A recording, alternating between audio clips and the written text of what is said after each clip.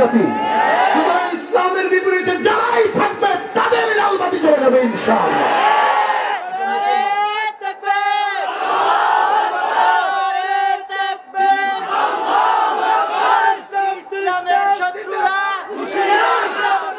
ডাক দিয়া বলে, আমি আমার পয়গম্বরকে জিজ্ঞাসা করলাম, নবী বললেন তোমার বাবা প্রতিনিয়ত আমার কাছে 100 বার 200 বার করে দুরূদের আমল পৌঁছাইতো।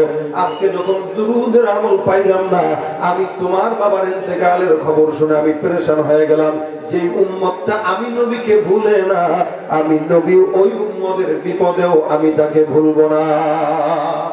যুবককে ডাক দিয়ে বলে, হুজুর আমার শব্দ ভেঙে গেল। আমি তাকায় দেখলাম আমার বাবার জানাজার জন্য হাজার মানুষ উপস্থিত। আমার বুঝতে বাকি নাই আল্লাহ পাক রব্বুল আলামিন আসমান থেকে হয়তো গায়বী মদদ দিয়ে আমার বাবার জানাজার নামাজের মুসল্লি পাঠায় দিয়েছে।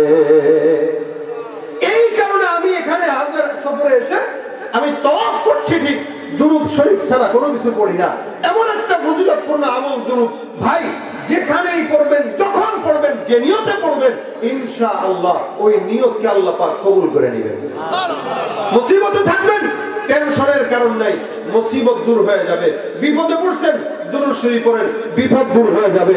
আপনার অভাব আছে, ব্যবসা বাণিজ্যে বরকত নাই, ওখানে বসে দুরূদ পড়েন, অভাব দূর হয়ে যাবে।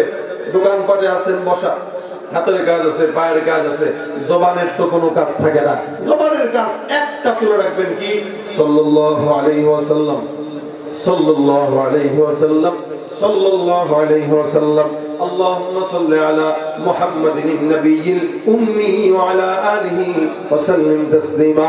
যখন দুরূদ পড়বেন ইনশাআল্লাহ যত বড় বিপদ হোক হেফাজত করনে ওয়ালা কে জোরে বলে। যত বিপদে পড়েন না কেন, এগুলো আমাদের তাজরিবা। আলহামদুলিল্লাহ আমরাও দেখছি যখন বিপদে পড়ি দুরূদ শরীফ পড়িতে আল্লাহ পাক দুরূদের উসিলা আল্লাহ পাক আসান করে দেয়। অনেক বড় আমল।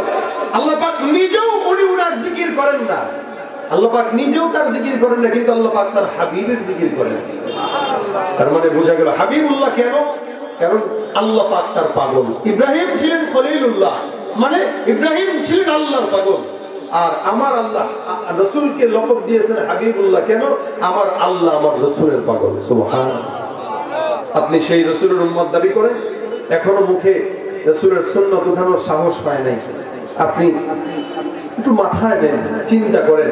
আমি জমিনে কারো বাসায় গেলাম মেহমান হয়ে, আমি তার বাসায় গেলাম, কিন্তু তাকে আসার পথে একটা ছুরির আঘাত দিয়ে চলে আসলাম।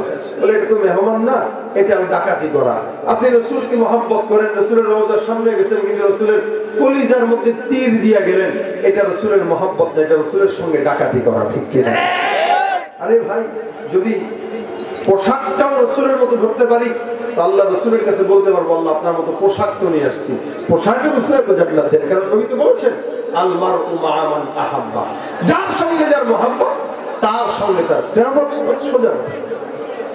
এখানে যুবক যারা আছেন, আমার বিশ্বাস আজকে যদি এখানে রাসূলকে কেউ এই মুহূর্তে যদি কোনো ব্যক্তি আমার পয়গম্বরকে একটা গালি দেয়, আমার বিশ্বাস আপনারা এরা এই মুহূর্তেই জাহান্নামে পাঠিয়ে দিবেন। এটা কেন?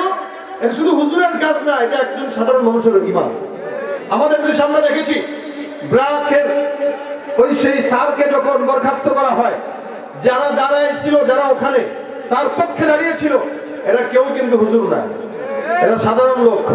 তার মানে বোঝা যায় এদেশের সাধারণ যারা স্কুল কলেজে পড়ে, এদের ভিতরেও এরা নামাজ কালাম না পড়লেও রাসূলের মন থেকে মহব্বত তারা আল্লাহ রাসূলকে করে, ইসলামকে করে। এই কারণেই আমাদের দেশে একের বারবার পর্যায়ক্রমে শিক্ষা ব্যবস্থার ভিতরে ডারউইনের মতবাদ ঢুকাইতে চায় কেউ কেউ, কেউ কেউ আবার মানুষকে বানর বানাইতে চায়, কেউ আবার আলু ভর্তা বানানো শিখাইতে চায়, কেউ আবার ট্রান্সজেন্ডারের শিক্ষা দিতে চায়, কেউ আবার শরীফের গল্প বানাইতে চায়। ইনশাআল্লাহ এই মুসলমান যতদিন তারা আওয়াজ উঁচু করে থাকবে সচেতন, এরা কোনোদিন ইসলামের অবমাননা করার দুঃসাহস করতে পারবে না। এটা আমার বিশ্বাস। বাকি আপনারা যতদিন থাকবেন হায়াতে এই নিয়ত করবেন, ইনশাআল্লাহ রাসূলের পক্ষে যে কোনো জায়গায় যদি ডাক দেওয়া হয় আমরা যেতে রাজি আছি। এটা আমাদের প্রেম, এটা আমাদের মহব্বত। আমরা এই মহব্বতই আমাদের পুঁজি, আমাদের আমল নাই। আমরা আমল দিয়ে জান্নাত পাবো না, আমরা আমার রাসূলের মহব্বত দিয়ে জান্নাত চাই। আমরা বলতে পারবো যে আর কিছু। এক সাহাবী বলছেন, রাসূল আমার কাছে আবু বকরের মতো আমল নাই, আমার কাছে ওমরের মতো আমল নাই, কিন্তু হ্যাঁ আমার কাছে আল্লাহ আল্লাহর রাসূলের মহব্বত আছে। নবী বলছেন, ইন্নাকা মা মান আহবাবতা, যদি তোমার কাছে তোমার রাসূলের মহব্বত থাকে তুমি মনে রাখবা তুমি তার সাথেই জান্নাতে যাবে। বাস এনাফ। আমল দিয়া কোন বান্দা জান্নাত পাবে বলে? মহব্বতটা রাসূলের সাথে রাখেন। কেন? আপনি বাবার মহব্বত যদি পেতে চান সন্তানদের ভালোবাসা শুরু করেন, দেখবেন বাবা ভালোবাসা শুরু করছে। আপনি আল্লাহকে যদি পেতে চান রাসূলকে মহব্বত করা শুরু করেন, দেখবেন আল্লাহ আপনাকে ভালোবাসা শুরু করে দিচ্ছে। কি বলেন, বাঁচবেন তো ইনশাআল্লাহ? ইনশাআল্লাহ। আমরা ফ্রান্সের ওই বেঈমান ম্যাক্রো যখন আমার রাসূলকে গালি দিয়েছিল, ব্যঙ্গ করেছিল, তখনও বাংলাদেশের মুসলমান বয়কট করে তাদের ব্যবসায় লাল বাতি জ্বালিয়ে দিয়েছিল। এখনো ইসরায়েলি পণ্যকে বয়কট করে ইসরায়েলদেরকে লাল বাতি জ্বালিয়ে দিয়েছে। রাত নামক এনজিওরা যখন আমার রাসূলের কি বলে যখন নাকি সমকামিতার পক্ষে তারা দাঁড়ালো, মুসলমান বিকাশকে বয়কট করে তাদেরকেও দেখাই দিয়েছে তারা কি জাতি। সুতরাং ইসলামের বিপরীতে যারাই থাকবে তাদের লাল বাতি জ্বলে যাবে ইনশাআল্লাহ।